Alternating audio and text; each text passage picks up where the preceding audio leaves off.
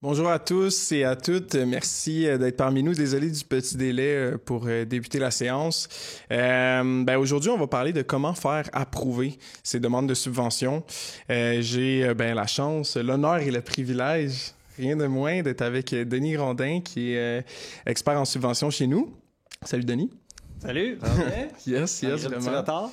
Ouais, exact. Ben là, on est là, fait qu'on va rouler ce show-là, comme on dit. Donc, je veux faire un petit aparté au départ, là. C'est le 13e webinaire qu'on fait en 2024. 2024 a été la première année, tout court, parce qu'on a fait ce type de présentation-là.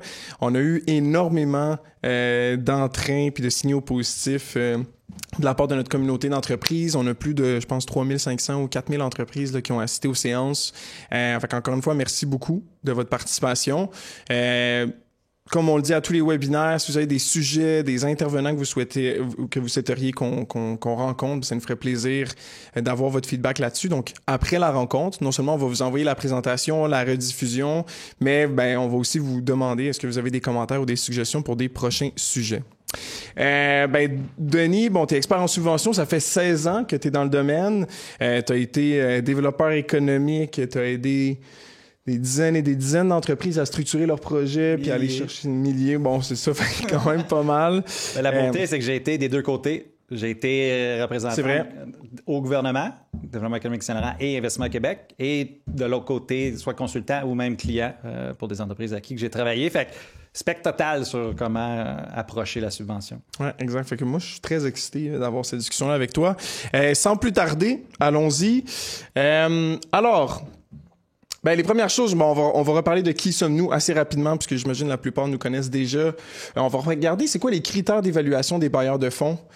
Comment est-ce qu'on identifie les programmes de subvention. On va aussi vous montrer l'application qu'on a lancée dernièrement sur l'application Hello Darwin. Comment est-ce qu'on capitalise sur les opportunités d'affaires. Comment est-ce qu'on utilise le temps qu'on a imparti pour faire une demande, puis qu'on lit ça avec le temps dans lequel les subventions acceptent des applications. Puis évidemment, comment est-ce qu'on rédige un dossier structuré. Ça ressemble à peu près à ça. Comme je vous dis, tout ça va vous être envoyé par la suite. Qui sommes-nous? Vous nous connaissez probablement déjà. Donc, on est Hello Darwin. On est une entreprise qui vient soutenir d'autres entreprises dans l'identification, la planification, l'obtention de fonds non dilutifs. On a aussi un département qui fait de la transformation numérique. On est parti d'une plateforme qui maillait des entreprises avec des besoins d'affaires particuliers. Maintenant, on vient vraiment mailler ces mêmes entreprises-là également avec des programmes de fonds non dilutifs. Là, fait qu'on pense à des crédits d'impôt, des subventions salariales, des prêts sans intérêt. Des prêts sans intérêt, exactement. Il y a un paquet de déclinaisons, si on veut, dans les fonds qu'on appelle subventions. On va récapituler ça sur des demandes de subventions aujourd'hui. Mais essentiellement, ça, c'est l'ADN Hello Darwin. On est aussi un partenaire avec beaucoup de mandataires de programmes. Là, on pense à l'Institut de gouvernance numérique, le CETAC qui est en transformation alimentaire. On a l'IGN, Mon commerce en ligne. On appartient, entre autres, à la banque RBC qui nous envoie beaucoup de leurs clients également. Donc ça, c'est pour nous. Maintenant, on va avoir un format qui est un peu différent. Vous avez été habitué probablement à des formats où est-ce qu'on allait regarder chaque programme de subvention et ils étaient adressés à qui, tout ça. On a eu beaucoup de demandes de faire un genre d'atelier. C'est ça qu'on veut vous livrer aujourd'hui. Ayez de l'empathie, c'est la première fois qu'on le roule. Puis une idée qu'on avait eue avec Denis, c'est de structurer ça en mythes. Denis, veux-tu nous parler du numéro 1? Parfait. Le mythe numéro 1, donc on va le lire en premier. Les subventions, c'est de l'argent gratuit. Free money, on l'entend souvent. Mais la réalité de la chose, c'est que c'est faux. Le monde de la subvention, ça prend du temps, ça prend de l'organisation, ça prend des ressources et de l'argent. Fait que c'est tout sauf gratuit. Ça l'aide à structurer ton projet. Il y a plein de... Mais ça prend du temps et de l'argent, puis en plus, le temps, c'est de l'argent, fait que c'est double coût. Oui, 100%. Puis tu sais, je veux dire, c'est un avantage compétitif. Si on est capable de capitaliser sur ces demandes-là ou ces programmes-là, puis que sa compétition ne peut pas le faire, essentiellement, c'est de l'argent de plus qu'on a pour gagner en compétition de marché. Cependant, comme tu dis, puis je veux dire, en tant que contribuable, tout le monde ici, on veut pas forcément que ça soit un free pit dans lequel tout le monde a accès à de l'argent facilement, etc. Le gouvernement a des projets précis, des initiatives particulières dans lesquelles ils veulent respecter. Puis les programmes de subvention sont censés venir appuyer ces initiatives-là. Fait que c'est vraiment important de bien les comprendre, puis justement de comprendre qu'il y a quand même une grosse compétitivité, surtout en 2024.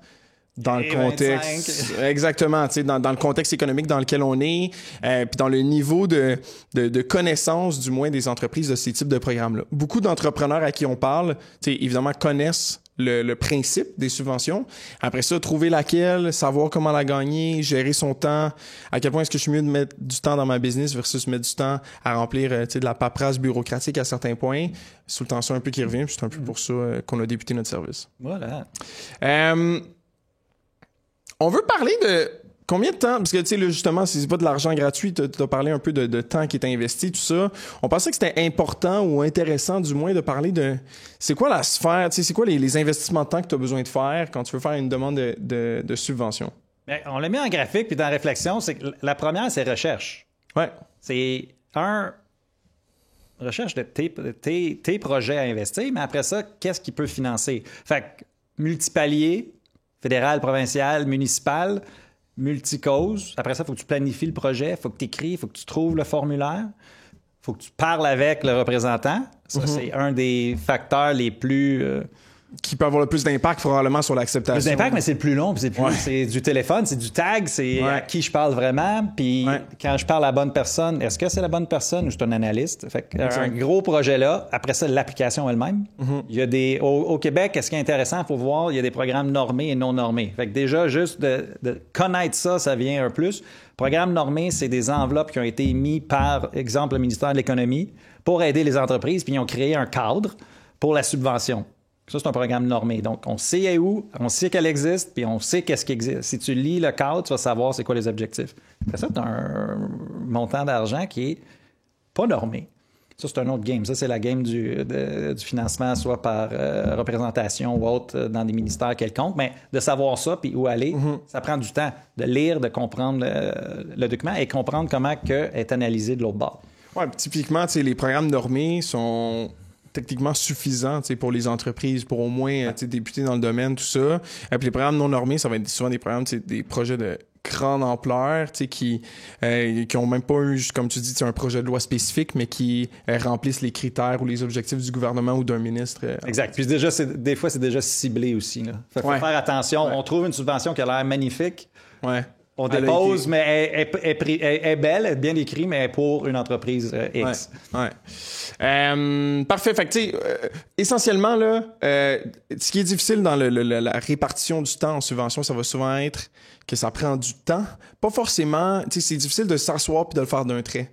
C'est un peu ça, des fois, que les entrepreneurs ont de la difficulté à interpréter. Ça te prend beaucoup de... Tu sais, c'est la gestion de projet. Il faut que tu ramasses de la documentation. Il faut peut-être que tu en rédiges. Il faut que tu fasses, comme on dit, du back and forth avec le gouvernement ou le mandataire du programme pour bien comprendre ses objectifs. Puis est-ce que ton projet y répond? Puis comment structurer ta rédaction adéquatement. Fait que c'est tout ça là, qui vient prendre du temps. Puis tu sais, on voit à peu près là, un mois au moins, sur un mois là, de travail par demande de subvention. Évidemment, ça, c'est quand c'est la première fois que tu l'as fait. C'est l'avantage de travailler avec des firmes ou quelqu'un qui a déjà fait une demande en particulier, c'est que, bien évidemment, la personne a peut-être déjà le contact, elle a peut-être déjà la structure, les objectifs du programme, elle a déjà des cas d'acceptation et ou de refus, donc tu as un peu une mesure de succès sur laquelle te fier. Puis c'est souvent ça l'avantage qui fait en sorte que tant qu'à investir, mettons, un mois de mon temps, ou même si ça vient 3 semaines avec quelqu'un qui a plus d'expérience, ben au moins je maximise les résultats. Parce qu'évidemment, ce temps-là ne prend pas pour acquis que c'est une demande qui est acceptée. On va en parler un peu plus tard de comment la faire. La chose qui vient de popper, c'est que si chaque gouvernement commence à avoir une plateforme en ligne pour faire les demandes, apprendre la plateforme en ligne, comment rentrer dedans et comment la remplir, et aussi allonge ton mois. C'est ça. Ça, c'est la tendance, là. ClickSecure au niveau du Québec, puis même la plateforme de CNRC Paris, Conseil Innovation qui va devenir en 2026, là, qui va être la plateforme pour tout faire les demandes. 100%. Puis ça, tu sais, juste se retrouver dans ces plateformes-là, comprendre que c'est peut-être là-dessus qu'il faut avoir mes annonces de résultats, mais aussi d'ouverture ou de fermeture de subventions, puis d'être capable de monitorer toutes ces plateformes-là, ça devient quand même un casse-tête aussi là, à ce niveau-là. Puis si t'es pas habile ou si t'es pas capable de bien naviguer dans ces interfaces-là qui sont, on va se dire, plus ou moins intuitives. Hein? Il commence à être meilleur. Ça commence à être meilleur. Parfait, on reste optimiste. Il commence à être meilleur. Okay. All right. On va parler des critères d'évaluation des bailleurs de fonds. Parce que, évidemment, tu sais, puis je reviens un peu sur les discussions. Tu sais, l'objectif, c'est qu'on donne aussi le pouls des entrepreneurs, des entreprises avec qui on parle. Typiquement, tu sais, des fois, on va avoir l'impression que le projet que j'ai, disons que je veux exporter mes produits dans un autre pays, que ce soit en Belgique, aux États-Unis, ben, tu sais, si j'ai ce projet-là, ben, je crois qu'il y a une subvention qui aide l'exportation, ben, typiquement, ce projet-là, cette subvention-là est faite pour mon projet. La réalité, c'est qu'il y a beaucoup plus de critères qui sont dans les programmes. C'est pas forcément exporté, c'est pas juste l'action, c'est l'objectif du projet comme tel. Évidemment, on va parler de c'est quoi les retombées que le gouvernement recherche, tout ça. Puis ça passe par de la lecture, de la compréhension, tu sais, des guides du demandeur, puis des discussions avec les mandataires. Denis, peux-tu nous parler un petit peu des principales attentes au niveau des bailleurs de fonds quand on regarde? Juste déjà, général, pour faire du pouce là-dessus, si on regarde les principes de développement économique qui gèrent les gouvernements, là, le gouvernement vient, puis on va sortir l'approche gagnant-gagnant tout de suite. Le gouvernement a des objectifs. Puis en comprenant les objectifs du gouvernement, soit canadien, québécois ou municipal, c'est qu'on est capable de voir si notre projet répond. La plupart, création d'emplois. Création, maintien d'emploi est toujours un critère partout, là. Ouais. On veut de la création d'emplois. La raison, c'est que le monde travaille, mais aussi paie leurs impôts. Fait que ça a une récurrence. Il y a un gain au niveau du gouvernement pour qu'on puisse présenter. L'exportation, pourquoi? C'est du revenu externe qui monte le revenu interne où que le marché est plus petit. Là. Québec est un petit marché, 8,8 millions de personnes. Si tu veux vraiment croître, il faut que tu ailles au Canada, qui est un peu plus de 30. Après ça, tu t'en vas aux États-Unis, qui est un autre centaine de millions. Puis tu ouvres ton marché pour pouvoir avoir plus de revenus au Canada pour payer plus de taxes. Pensez toujours à recette fiscale. Après ça, investissements locaux. Fait que qu'est-ce que tu as investi ici a un impact sur l'économie, on va dire, du Canada ou du Québec. Mais aussi, est-ce que j'ai des fournisseurs québécois ou canadiens? Ça va venir un facteur. Fait que souvent, penser à l'économie locale. Là. Si j'achète une machine locale, ça va avoir de l'impact plus fort qu'acheter une machine américaine, exemple. Oui, autant sur les chances d'obtention, d'acceptation de ta demande, mais aussi même au niveau des fois même des montants. Il y a beaucoup de programmes qui vont subventionner davantage un investissement qui va avoir été réalisé en plus grosse proportion dans le marché local, que ce soit provincial ou fédéral. Fait que même typiquement, quand tu veux rédiger, c'est sûr que tu veux faire refléter cette approche-là. On veut pas juste parler au moi, là, qu'est-ce que moi j'y gagne comme entreprise, etc. On veut vraiment penser au collectif parce qu'évidemment, c'est des fonds qui sont publics et collectifs. Exact. Fait qu'il faut qu'il y ait ces répercussions-là. L'autre chose qui est importante, là, on a parlé de 2024, 2025, c'est de démontrer que tu as l'argent pour faire ton projet. On parlait du mythe de pas d'argent. Le gouvernement va demander de voir que tu es capable d'amener ton projet à terme. Puis ça, tu as les ressources. Tu as l'argent, tu as l'équipe, tu as l'équipement, tu as tout ce qu'il faut pour pouvoir y arriver. Fait que d'avoir des finances, à jour, soit des intérimaires ou tes états financiers toujours à jour, puis qui démontrent aussi que tu es en croissance puis que tu investis pour le futur. Tu peux avoir des projets où que ça va mal, mais là, on est dans d'autres choses que de la subvention. On est dans essayer de sauver l'entreprise. Ouais. Fait que ça, regardez vraiment la finance de ce côté-là. Et crédibilité de l'entreprise. Ça, si c'est ta première fois que tu demandes, tu peux pas le bâtir, mais juste sache, moi j'ai travaillé chez Investissement Québec. Investissement Québec a un score pour les entreprises sur la qualité de la demande et est-ce qu'ils ont été cherchés? Parce qu'au Québec, puis au Canada aussi, la subvention est basée sur un retour de dépenses. Ils remboursent des dépenses déjà effectuées qui ont été autorisées. Fait que tu peux être autorisé puis pas faire de dépenses. Fait que là, tu as pris l'argent de quelqu'un puis tu as empêché une autre entreprise de l'avoir. Autrement dit, tu as réservé une enveloppe qui était adressée à toi, mais finalement, pour X raison, tu l'as pas utilisé. Tu as fait perdre du temps à beaucoup de monde. Fait que là, ton score prend des points. Ouais. Il y a vraiment un score. Là, puis Investissement Québec ne va pas aimer que je dise ça, mais sachez qu'il y a un score. Vous êtes scoré. Fait que l'estimation qu'on fait, la prévision du projet qu'on fait, puis la réalisation du projet est super important. Oui, définitivement. Puis l'approche gagnant-gagnant, c'est de garder ça en tête. Là, exemple, ça fait presque 2 mois que je suis avec Haldaren. Pourquoi je dis, c'est qu'on a cette approche de gagnant. C'est nous, on permet à notre client de gagner. On permet au gouvernement de gagner aussi. Puis de comprendre tout l'écosystème, puis de travailler dans cette approche, qui est l'approche de développement économique. Le développeur économique, on va dire, plus traditionnel, qui travaille dans les... mais cette approche-là est gagnante pour tout le monde parce qu'on garde en tête que pour avancer, il faut que tout le monde gagne. Là. Tout le monde a sa partie à faire pour arriver à un résultat positif. Définitivement. Puis c'est ça, tu sais, c'est là qu'on s'éloigne un peu, tu sais, de la traditionnelle, tu sais, le capitaliste traditionnel de comme je veux gagner des parts de marché, je veux aller chercher du revenu, etc. Que là, tu as vraiment une approche qui est centrée sur moi comme entreprise, ce qui est tout à fait valable. Mais pour ce type d'approche-là ou de demande-là, important, comme tu dis, de considérer que c'est de l'argent qui vient d'ailleurs, qui a donc des objectifs qui ne te sont pas forcément adaptés. Là. Je te dirais, tu as l'air de gain global. Là. On va même rentrer la planète Terre dans le gagnant. Développement durable commence à être un facteur. On doit déposer beaucoup de programmes présentement, puis moi, je sens que c'est la tendance. On va devoir déposer un plan de développement durable pour l'entreprise pour démontrer que les choix faits ont été vers... Ils sont en accordance avec... définitivement. Puis même si on l'a vu, puis on a déjà eu des webinaires avec le Fonds de développement durable du Québec, puis un paquet d'autres acteurs du domaine. C'est probablement la sphère d'investissement qui va être le plus subventionnée. En tout cas, une de celles qui va grandir le plus rapidement dans les prochaines années. Fait qu'à suivre de très près. Parfait. On va parler d'identifier les programmes de subvention.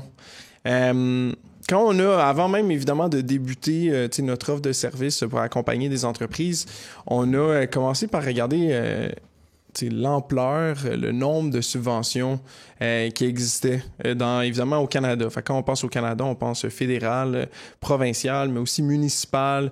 Il y a des fonds qui sont donnés par des ministères en particulier qui peuvent... Il y a énormément de déclinaisons, de paliers différents, ce qui fait en sorte également que il y a plus ou moins de centralisation de tous ces programmes-là. Puis ça fait en sorte que ça peut devenir extrêmement étourdissant, savoir lequel de ces programmes-là est le mieux adapté pour mon projet et mon entreprise. On a développé plein d'outils pour ça, mais essentiellement, on répertorie typiquement là, les programmes dans ce type de sphère-là. Fait qu'on va avoir tout ce qui est ressources humaines, tout ce qui est commercialisation, virage vert, construction et rénovation, transformation numérique, recherche et développement, puis intelligence artificielle. Ça, c'est l'objectif des projets ou des programmes de subvention qui vont être subventionnés par ça. Après ça, au niveau de la démographie de l'entreprise, quel type d'entreprise? Donc là, on pense la démographie, on pense à la grosseur de l'entreprise, on pense à sa localisation, son nombre d'employés, son revenu, son industrie, évidemment.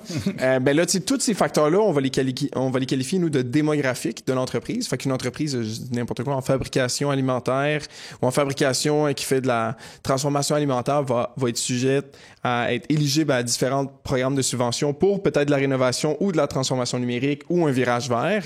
Il va y en avoir du spécifique comme le MAPAC et autres. Fait que de connaître ça, c'est segmenté, là. C'est le résumé de ce que tu dis. C'est très large. Oui, probablement. Exactement. Puis si tu n'es pas capable de comprendre que les programmes, mettons que je reviens sur mon exemple de je fais de la transformation alimentaire, si je ne commence pas par les programmes qui sont 100% désignés, montés pour moi, comme transformateur alimentaire, je vais diminuer mes chances. Si je vais me battre sur des programmes qui sont beaucoup plus larges, qui couvrent à peu près toutes les industries, je suis probablement moins leur clientèle cible, donc peut-être que mon niveau de score dans mes applications va être réduit.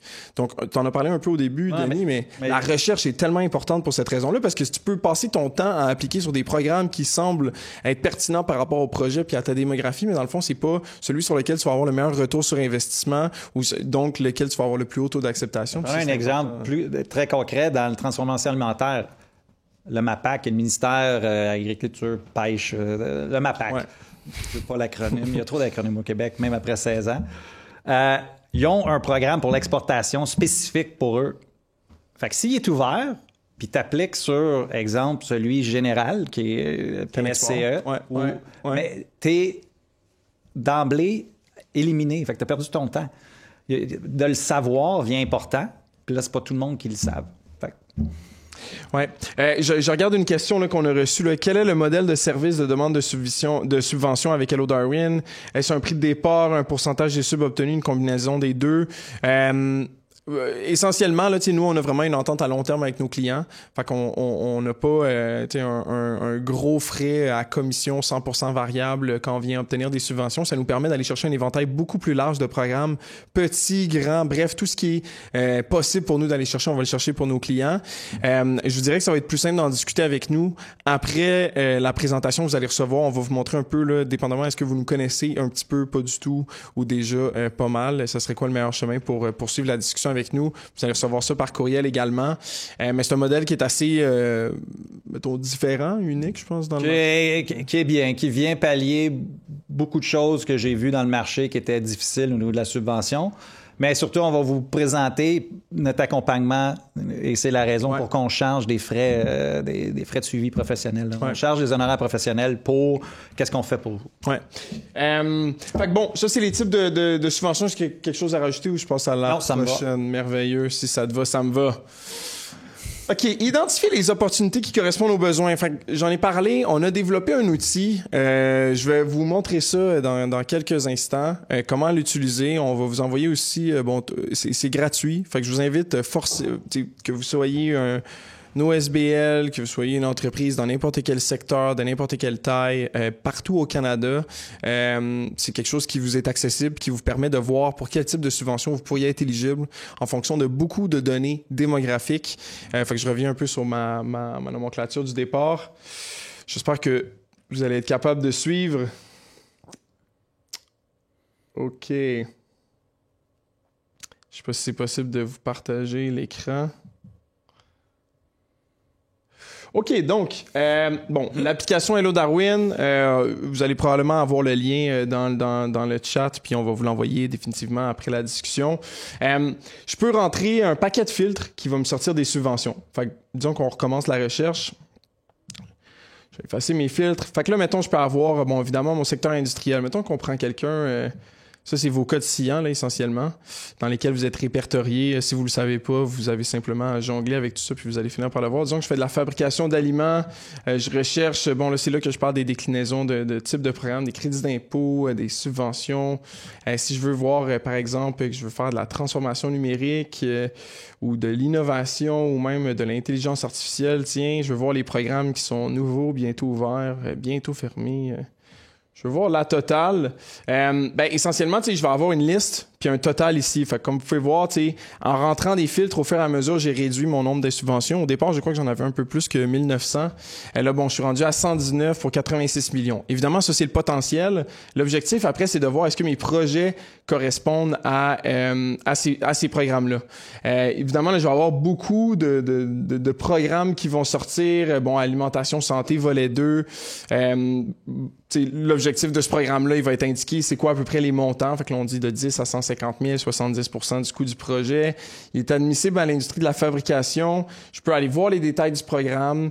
Je peux voir, l'aperçu, les projets admissibles.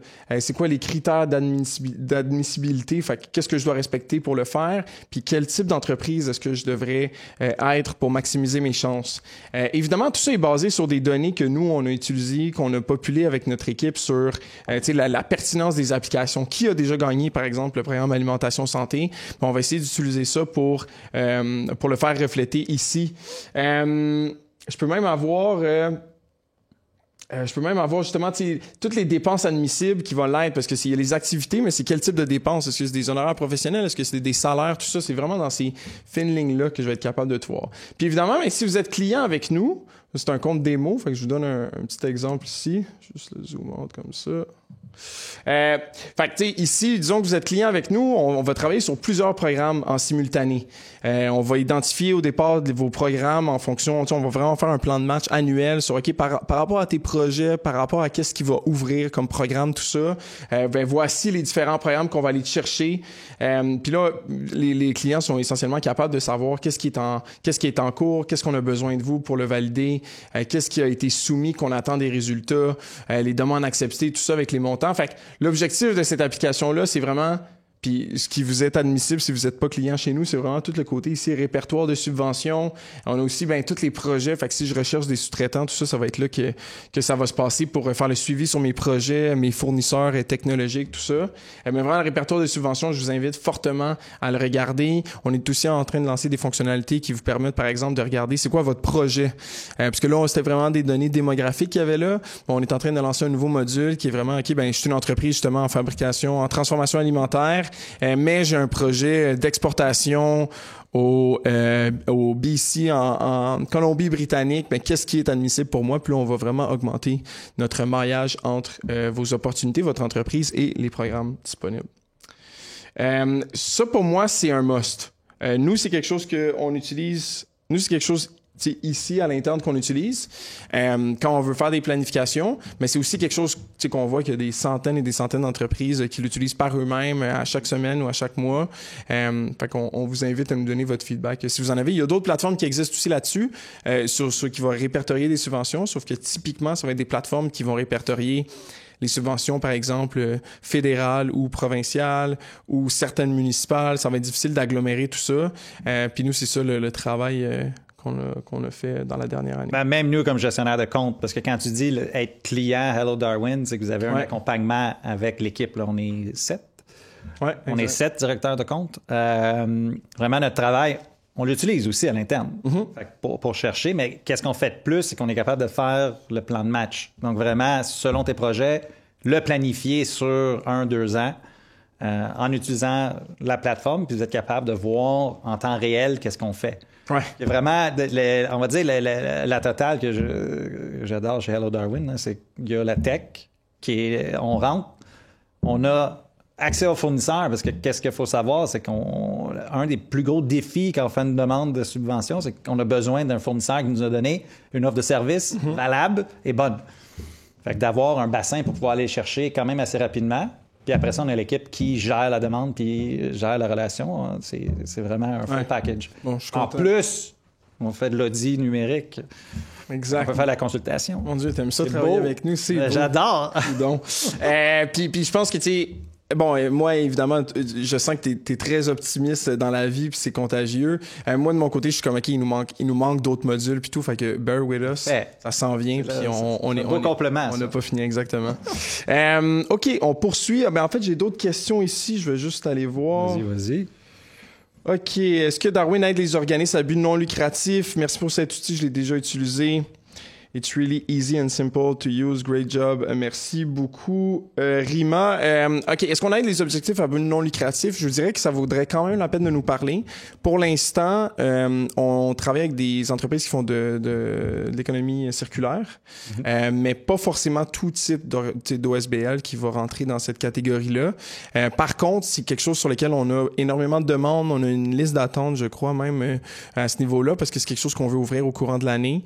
Puis, tu sais, il serait possible, par exemple, de faire au moins un plan de match de quel type de subvention vous seriez éligible, puis vraiment vous aider, vous donner des outils pour que vous puissiez les faire. À l'heure actuelle, l'accompagnement clé en main qu'on offre à nos clients, par exemple, si je reviens sur le board de où est-ce que les demandes sont rendues, c'est pas ouvert aux OSBL, du moins ceux qui sont pas en économie circulaire, mais je pense que ça vaudrait quand même la peine de nous parler. Ou juste avec un revenu autogénéré. Ouais, exactement. Oui. C'est ça. Ouais. Belle nuance. J'ai d'autres questions, là, fait qu'on va faire une petite brève, on va aller là-dessus. J'ai Chantal qui me demande comment on fait pour savoir si certaines subventions sont en conflit, dans le sens qu'on pourrait être qu'une pourrait être réduite puisque nous en avons reçu une autre. Comment on peut-tu parler rapidement de combiner des demandes? Ouais, mais ça c'est super bon. On revient à la prémisse qu'on présente des dépenses pour un projet X à une subvention. Fait que comment qu'on s'assure, c'est qu'on ne demande pas la même dépense à 2 programmes. Puis si on le fait, on s'assure qu'elles sont cumulables. Non, ça, c'est toujours des critères de... Puis souvent, ça va être cumulable entre fédéral et provincial. Puis c'est mieux de faire un lead. Fait que ça, juste choisir laquelle que je pense que j'ai plus. Souvent, la date de dépôt va venir jouer en compte. Puis après ça, on va essayer d'aller cumuler. Cumuler veut dire que, exemple, ils peuvent financer 50 % de la dépense. L'autre pourrait financer aussi 50, mais là, il limite à 75. Fait qu'il y en a un qui pourrait venir financer 75 % de la dépense même. Mais là, c'est une gestion de tes dépenses. Qu'est-ce que tu veux pas faire? C'est double dip. Souvent, le plus gros, on va dire, c'est quand en innovation, en subvention, c'est s'assurer que ça touche pas à ton RSCDE.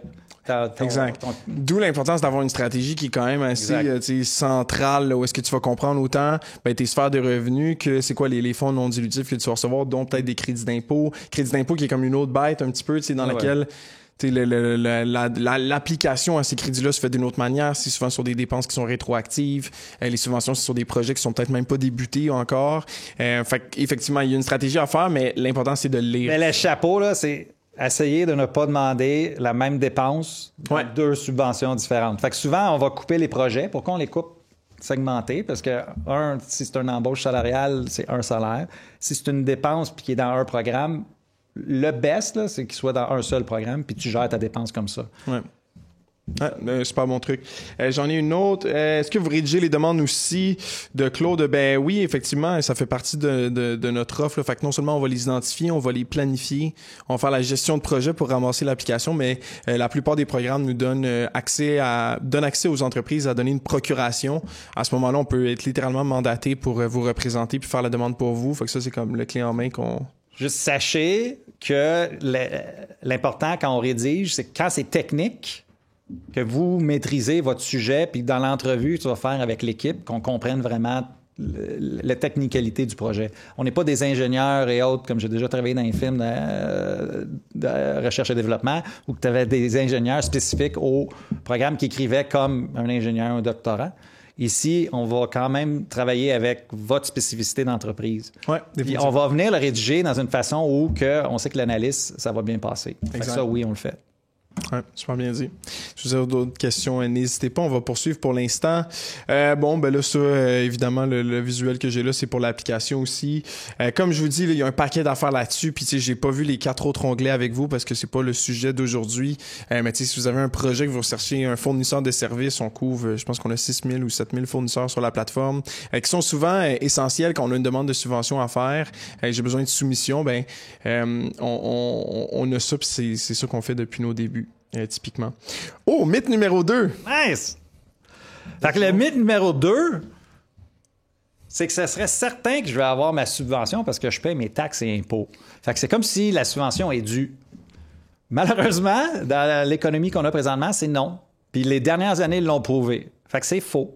Le principe de subvention gouvernementale, maintenant, est devenu presque un concours. Un concours de vitesse. On va le voir tantôt.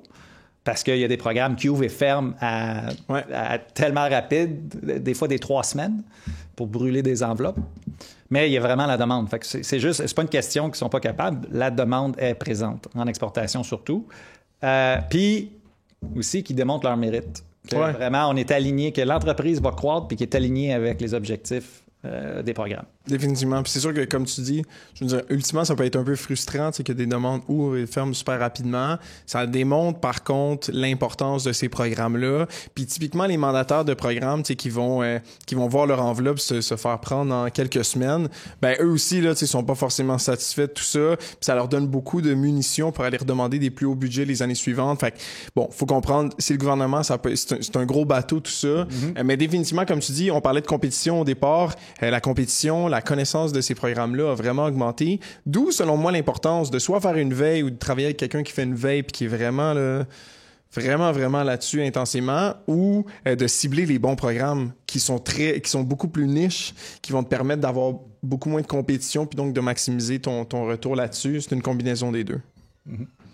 Être prêt, fait que là, on va parler de timing.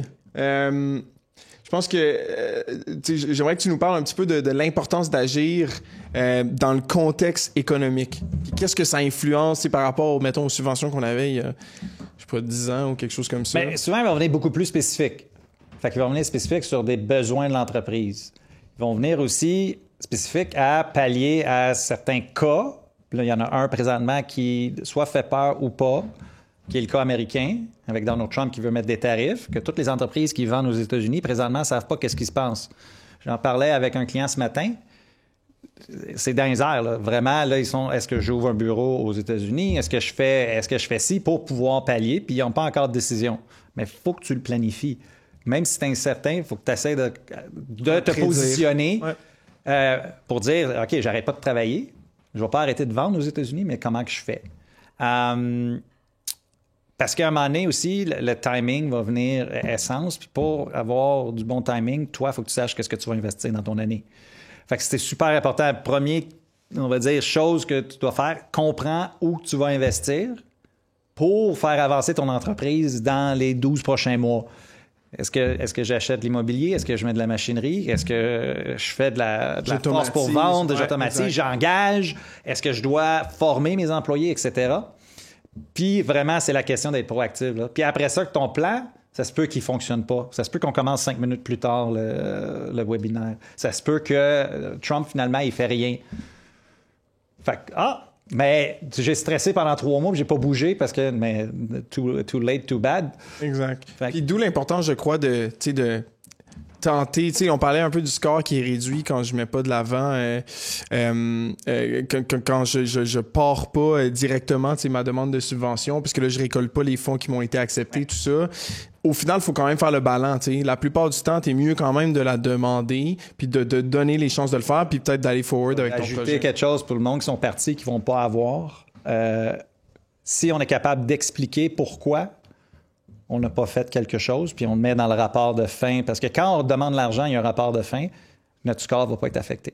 Fait que petit scoop. OK, bon. Fait que c'est pour ça, on est mieux d'être flexible, mais il faut parler. Il faut voir comme le partenaire gouvernemental comme un partenaire. Oui, exactement. 100%. Intéressant, j'ai la régie, Denis, qui nous dit qu'il faut que tu parles un peu plus près du... Oh wow, je bouge trop, merci. All right, alors on poursuit. En fait, c'est pas vrai, j'ai 2 autres questions. Votre plateforme n'est pas accessible aux organismes à but non lucratif. Oui, elle l'est. Vous pouvez rentrer vos informations, vous allez voir ces programmes-là. Puis on a 100% des programmes, comme je disais, qui sont répertoriés dans les 3 paliers provinciaux, municipaux et fédéraux. Donc, vous allez pouvoir retrouver des programmes qui sont éligibles ou admissibles aux entreprises à but non lucratif. Quels sont les principaux pièges à éviter dans la rédaction de la demande? Je crois que c'est une de nos prochaines sections. Ouais. Fait que je mets ça sur le grill, puis on y revient. Ça, c'est super intéressant. Cette diapo-là? Oui. Ben ça, c'est un résumé des 2 dernières années. Pourquoi il faut être prêt? Moi, le mieux, là, c'est commercialisation, PSCE. C'est Programme Soutien à la commercialisation et exportation au Québec. Il a ouvert en février, en janvier, puis il a été fermé 3 semaines après, complet, donné toutes les subventions. Et il n'a jamais été annoncé. Ça veut dire que le gouvernement n'a jamais dit que c'était ouvert. Donc, ça, il faut que tu ailles sur la plateforme, puis il faut que tu découvres qu'il est ouvert, puis il faut que tu sois prêt à mettre ton dossier. On s'entend qu'il y a beaucoup de... puis c'est la même chose, on les a toutes mis, là. Pécan, on l'a bien vécu. Pécan était fermé combien de temps? Je pense 1 an ou un truc comme ça. 1 an avant qu'est-ce qu'il y avait. Même chose pour Essor, qui est tous les programmes principaux du Québec. Là. Essor, Pécan, Essor, PSCE, qui est exportation et innovation, ils ont tous fermé avant budget, dans l'année. Donc, là, ils ne disent pas quand ils ouvrent. Essor, c'est la même chose. Je dirais qu'on ne savait pas non plus quand est-ce qu'il allait fermer. Non. C'est tout le temps jusqu'à épuisement des fonds, tout ça, mais il n'y a pas une date approximative. Si on le sait, c'est peut-être un 24 heures d'avance ou quelque chose comme ça. Au Québec, c'est une date. C'est fermé. C'est ça. Je pense que Pécan nous a donné quand même un petit délai qui était 3 jours. qui était mieux que 0. Ouais, exact. Mais c'est juste dire, ce slide-là, regardez-le. Là. Ça, c'est qu'est-ce qui s'en vient aussi pour les prochaines années. Définitivement. Puis je pense que, là, nous, bon, évidemment, on vit ces expériences-là avec nos clients, right? Fait qu'on devient, là, je veux dire, PSCE, Canexport, Innovation, c'est tous des programmes qu'on est déjà en train de planifier pour, qu'on pense qu'ils vont ouvrir probablement en fin janvier ou début janvier, même, ou en tout cas au mois de janvier ou février. On est déjà en train de préparer ces applications-là pour que la journée qui ouvre, on a déjà une dizaine d'applications qui sont prêtes. Il faut juste que le portail ouvre puis qu'on les soumette. Puis ça, c'est ce qui va nous permettre d'aller beaucoup plus vite, de sécuriser des spots, d'avoir une réponse plus rapide également pour nos clients. Fait que, je vous dirais, cette connaissance-là là, de la compétitivité, de quel programme a typiquement fermé dans le passé, ça devient super important. Là, dans l'équipe, à chaque matin, il y a quelqu'un qui va voir sur ClickSecure pour voir si c'est ouvert. Ils le disent pas, fait qu'on va le voir. Fait que juste dire ça, est-ce que c'est quelque chose dans ta journée que tu vas penser à chaque jour d'aller voir ton ClickSecure pour voir si le programme est ouvert? Je sais pas. Probablement pas. All right, rédaction d'un dossier, donc ça va répondre à la question qui nous a été posée un peu plus tôt. Mythe numéro 3, je pourrais engager une personne à l'interne pour gérer mes demandes de subvention, ce serait plus efficace. La réponse, c'est que c'est faux. Le travail que ça prend, tu pourrais, on l'a déjà vu, il faudrait que ce soit multinational. Puis là, tu engages vraiment une personne parce que le travail est segmenté en diverses, on va dire, compétences.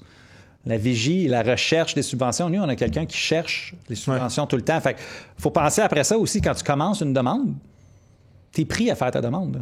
Tu ne vas pas aller en faire d'autres, tu vas pas. Fait qu'il y a peut-être des opportunités qui vont sauter. Fait que la seule chose qu'on voit, c'est que de pouvoir le faire vraiment efficacement, c'est d'avoir quelqu'un qui aide vraiment à ce niveau-là. Parce que c'est vaste, puis c'est en constant changement. Alors, je pense que tu l'as bien dit aussi avec la pluralité de compétences qui sont requises, dans le sens où, tu sais, nous, on va avoir, mettons, un gestionnaire de compte qui est la personne qui va gérer les dossiers en général, mais aussi faire la planification annuelle, puis vraiment, tu sais, le plan de match lié au projet d'affaires. Après ça, tu vas avoir un ou une recherchiste qui va juste faire des recherches pour servir ce plan de match-là, essentiellement pour trouver les programmes ou les programmes les plus niches, les moins compétitifs, etc. Puis t'as l'autre personne après qui est notre analyste qui cette personne-là va être rédigée avec nos clients. Fait que là, on est capable d'avoir, mettons, 2 ou 3 demandes en parallèle, avoir quand même une personne qui recherche de la nouveauté ou qui fait de la veille, puis un gestionnaire de projet ou un gestionnaire de compte qui s'occupe de la stratégie globale de l'entreprise, puis de canner quelles dépenses est-ce qu'on devrait faire sur quel délai. Fait que c'est ça aussi qui te permet de capitaliser plus. Là. Si on va plus loin, en plus, c'est que là, tu commences à avoir les compétences aussi pour parler à tout le monde au gouvernement, à qui que tu parles, là. Directeur de projet, l'analyse du programme, l'agent d'information. Fait qu'on s'entend, même toi, si tu es une personne, il faut que tu t'adaptes à chacune des personnes. Un analyste, c'est beaucoup très analytique et très axé sur les bons documents et autres. Ouais. Fait, tandis que le directeur de programme est plus général, relationnel, etc., comme notre gestionnaire de compte. Fait qu'on sait, la nomenclature est comme calquée à nos interlocuteurs au niveau du gouvernement. On a une bonne question ici, Fabienne, qui nous pose quel est le pourcentage moyen de succès à obtenir une subvention. La réalité va dépendre d'un programme à l'autre vraiment. Puis c'est ça un peu l'avantage, je crois, de notre modèle d'affaires, c'est qu'on n'est pas, on les fait pas à la pièce. Il y a des programmes, on va faire une planification annuelle, on va dire ok, ces 3 programmes-là, nos chances de succès sont d'à peu près 15-20%. On va quand même l'essayer parce que on a 15-20%, puis on est capable de faire tout ça en parallèle. Et ce programme-là, par contre, ça c'est celui-là. Lui, on est certain qu'on va l'avoir par rapport à ton projet, tout ça. Je pense qu'au final, on est à 70%. Ça pourrait, mais là, rentre aussi, maintenant, qui déjoue des statistiques, là, si on aime les maths, là. Si tu as fait ton projet, tu as déposé, mais ils ont fermé le programme, tu n'es quand même pas... tu réussis pas, là, c'est 0%, tu n'as pas eu la subvention, qui est un impondérant qui existe maintenant, qui n'existait pas avant. Fait que je te dirais, quand il est déposé, puis il est accepté, là, le taux de succès est bon. Oui. 70-80. Je te suis. Mais après ça, il y a des impondérables, c'est même plus nous, là. Oui, définitivement. Mais non, mais pour répondre à la question, là, au final, on est un peu plus que 7 sur 10 qui sont acceptés. Mais ça fait honnêtement partie de la stratégie. On préfère avoir ce 7 sur 10-là que d'avoir un 95% parce que ça nous permet de viser plus d'opportunités en simultané. Puis notre modèle d'affaires vient pas pénaliser, au contraire, ça vient vraiment bonifier l'expérience de nos clients parce que on maximise les chances d'obtenir des fonds puis d'aller chercher un retour sur investissement constant, peu importe les programmes qui sont ouverts, parce qu'on n'a pas tous mis nos œufs dans le même panier. Puis peu importe la grosseur de la subvention. Exact. Parce que qu'est-ce qui est le fun du modèle? Moi, j'ai travaillé pendant longtemps où j'allais juste chercher la grosse. Fait que la grosse, c'est l'innovation, 50 000, 150 000. Mais maintenant, nous, on fait tout. On fait des subventions pour des stagiaires. Oui, exact. Des 5 000, mais en bout de ligne, met tout. L'entreprise maximise et vraiment les occasions d'affaires disponibles. Mm-hmm. Définitivement. Fait que la prochaine... OK, parle-nous de ça. Mais c'est... On va en parler, mais vous le voyez, ça, c'est le processus... Ça, c'est les facteurs de succès pour une demande. Fait que déjà, il y a une question de structure, il y a une question de rigueur. Rigueur dans l'écriture, rigueur dans est-ce que j'ai toutes les pièces justificatives, j'ai-tu tout, qu'est-ce qui répond?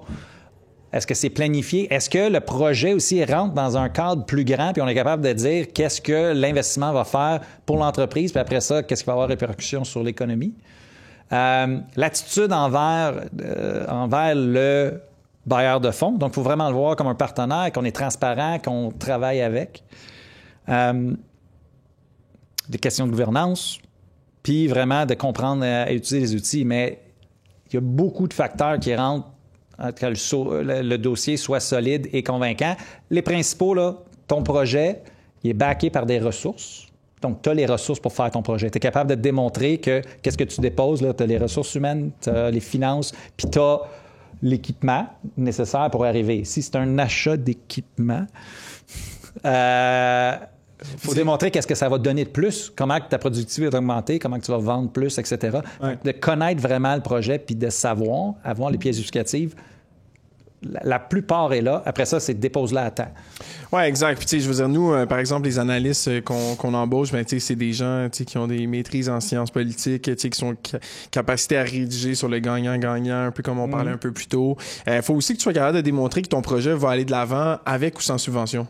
Dans le sens où c'est tellement important pour ton entreprise que oui, tu veux aller chercher cet avantage concurrentiel-là, d'avoir ces fonds-là, mais ultimement, là, tu sais, comme tu viens de dire, Denis, j'ai les ressources pour le faire, j'ai déjà le retour sur investissement qui est prévisionnel, qui est déjà suffisant, fait que je vais le faire dans tous les cas. Si on est capable d'être persuasif dans cette rédaction-là puis de démontrer ces faits-là, on maximise vraiment les chances d'obtention. Hein. Puis qu'on n'a pas fait le projet encore. Ouais. Super gros point qui vient de popper, là. Une subvention, c'est un projet prévu. Sûr. Fait que si on a déjà fait, là, c'est toujours la bonne question, je peux-tu rentrer cette dépense dans mon projet? La réponse, c'est non, ou si tu as fait un dépôt. Mais on s'en reparlera si jamais c'est ton cas. Exact. Il y a quelques avenues, mais c'est un autre game. On est mieux avant, là, proactif. Définitivement. J'ai une question, en fait, j'en ai deux. La première est comment présenter un budget prévisionnel de manière efficace et détaillée? Qui est quand même un enjeu là, pour un paquet d'entreprises. Même nous, ici chez Hello Darwin, ça n'a pas toujours été super clean puis super adroit, là, les finances. Puis quand tu arrives pour faire une demande, ben essentiellement, on veut que ça soit structuré, il faut que ça soit réfléchi, puis évidemment, il faut que ça vienne supporter la narrative de ton projet dans le meilleur des mondes. Comment est-ce qu'on peut... C'est quoi les trucs qu'on peut donner à des entreprises pour se Déjà, préparer? il y a un ami comptable ou il y a un comptable. Ouais. Le comptable va être super bon pour faire toute ta structure.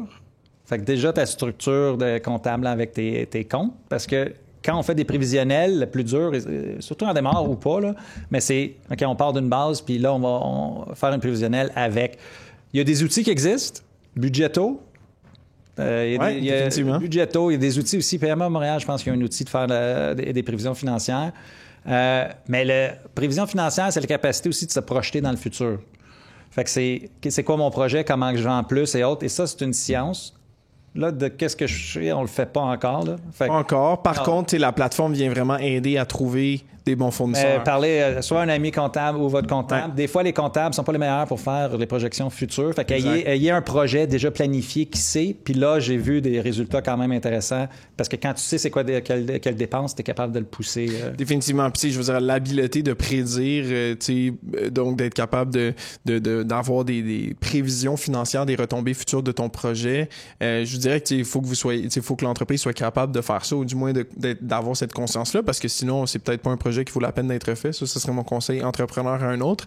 Puis évidemment, ben nous, on vous aiguille là-dedans, mais on n'est pas, on n'est pas des CPA qui vont faire vos états financiers. Par contre, on est capable de les regarder puis de dire, OK, est-ce que c'est en accordance avec le programme, les objectifs, puis est-ce qu'on maximise ou on risque l'acceptation ou le refus de cette subvention-là à cause de ces finances-là. J'ai une autre question. Est-ce qu'il y a un minimum de chiffre d'affaires de 2 millions pour travailler avec vous? En ce moment, c'est les entreprises avec lesquelles on a le plus de succès, effectivement. Fait que c'est au moins 2 millions de chiffre d'affaires.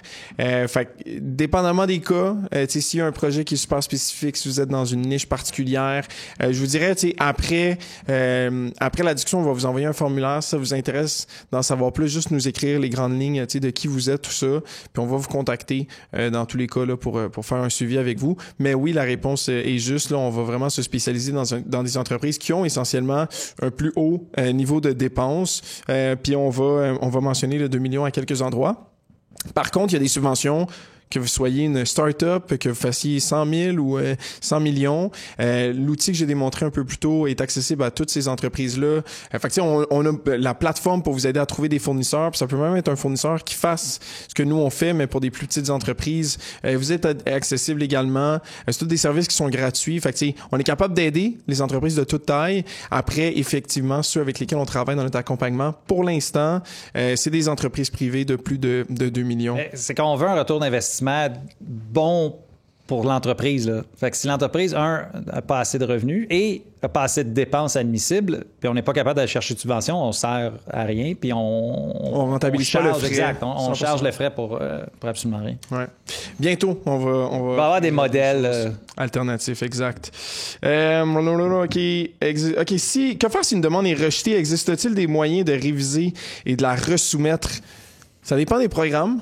La plupart du temps, non. Non, ça dépend vraiment pourquoi il a refusé. Là. Mais déjà, que faire? La bonne pratique, c'est d'appeler à savoir pourquoi, parce que souvent, il ne va pas te dire pourquoi. Fait ça va être un message générique. Ça va être un message générique de dire que tu étais refusé. Mais en appelant la personne, ils sont obligés par la loi de la transparence là, de donner les critères. Puis là, ils vont te donner vraiment. Puis qu'est-ce qu'on fait avec ça? On apprend. Pourquoi j'ai été refusé, qu'est-ce que j'ai mal fait, puis comment que je leur pose. C'est cyclique, les subventions aussi. Là. Ils reviennent habituellement pas mal année, 2 ans. Fait que si c'est une injustice, mais je ne l'ai pas vu encore, là, il y a peut-être quelque chose à faire, mais typiquement... Mais après ça, c'est juste de l'apprendre. Mais vraiment, la bonne pratique, puis on le fait pour nos clients, là, puis je l'ai fait aussi dans ma carrière, c'est d'appeler, puis de me demander les raisons pour vrai. Puis ils vont te donner, là, parce qu'il y a un comité de sélection, puis ils ont pris des notes, puis il y a des raisons pourquoi ils ont refusé. Ils ont ces données-là, puis typiquement, ça vient probablement de processus qui ont été réfléchis, tout ça. C'est assez rare là, qu'il y a des injustices, un peu comme tu viens de dire, Denis, mais c'est une excellente pratique de demander le pourquoi. Peu importe comment est-ce que je me fais donner le refus, ça vaut la peine de redemander un deuxième, puis un troisième pourquoi. Nous, c'est quelque chose qu'on a fait, puis qui nous aide vraiment drastiquement. Quand on a des refus, on veut pas juste dire « OK, merci, on a un refus », on veut comprendre pourquoi, pas pour l'expliquer, oui, pour l'expliquer au client, mais surtout pour prévenir les prochaines applications du même programme puis devenir meilleur. On le fait même pour pourquoi on a été choisi. Le pourquoi l'entreprise a été choisie est aussi intéressant là, pour valider comment on l'écrit, comment on présente, à quel niveau de détail, puis la raison pourquoi il a été choisi. Fait que bonne pratique dans les deux sens. Aussi quelque chose par rapport à ça spécifiquement et l'outil que j'ai démontré, bientôt sur les demandes pour lesquelles on a eu des acceptations ou des refus, vous allez voir des exemples d'acceptation ou de refus qui vont pouvoir vous aiguiller. Fait que si vous regardez un programme, là, on va pouvoir dire, OK, ben, sur toutes les applications d'Hello Darwin ou sur toutes celles qu'on a répertoriées, on a tant de pourcentage qui est accepté. Voici les raisons d'acceptation, voici les raisons de refus. Fait que ça va pouvoir vous aiguiller. Donc, même si vous n'êtes pas client chez nous, donc vous nous payez pour l'accompagnement, il serait possible pour vous de bénéficier de ces outils-là.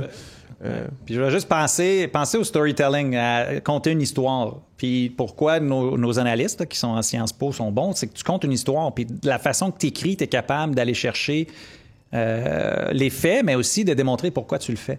C'est toujours important d'en parler, puis ça va aider aussi à la décision de l'autre côté. Définitivement. Il nous reste 2 minutes, fait que je vais aller sur ma conclusion. Essentiellement, là, comme je dis, vous allez recevoir toute la programmation, tout ça. Si vous désirez travailler avec nous, voici essentiellement là, les choses qu'on fait. Quand on dit accompagnement en subvention, ça vient avec une veille pour vous constante sur différents programmes. Ça vient évidemment avec la rédaction des demandes, des projets, la coordination avec certains membres de votre équipe ou même avec le gouvernement comme tel, là, les mandataires de programme. Évidemment, toute la plateforme, mais la plateforme avec toutes les fonctionnalités vous est accessible. On vient monter un plan personnalisé pour l'ensemble des demandes, des projets. Qu'on va regarder qui est ton projet d'exportation. On le décline en 8 parties. Voici les subs qu'on va aller chercher pour chacune de ces parties-là. Fait que c'est assez complet à ce niveau-là. On commence à faire pousser le client à réflexion 2 ans. Donc, qu'est-ce que tu investis dans 2 ans? Définitivement. Essentiellement, s'il y a des gens ici qui sont clients chez nous, il y en a qui ont déjà des processus en cours, puis des personnes qui ne nous connaissent pas. Je commence de la gauche à la droite. Si vous êtes client chez nous, contactez votre gestionnaire de compte. C'est la personne que vous connaissez qui traite avec vous. Si vous êtes en cours de discussion avec un membre de notre équipe, reconnectez avec la même personne, avec la dernière personne que vous avez parlé de subvention. Puis si vous n'êtes pas en processus actuel, attendez le lien qui devrait venir aujourd'hui ou au plus tard demain avec la rediffusion. Ça va conclure pour nous. Merci, Denis. J'ai trouvé ça super intéressant. Merci à tous d'avoir été présents. Merci pour votre participation. Puis on se dit à la prochaine pour une prochaine discussion en 2025.